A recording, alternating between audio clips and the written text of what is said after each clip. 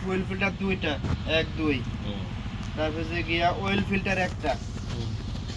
তারপরে মোবিল হচ্ছে গিয়া 20 litre. Petronas 20 litre. Distil water ওই যে ব্যাটারি পানির জন্য দুইটা 10 লিটার। এই হচ্ছে গিয়া 27550 টাকা। আমার একটা সাইন করে দেন, আর একটা আপনি রাখেন। টাকা ক্যাশকে দিবেন কিনা আমরা বলতে পারবো।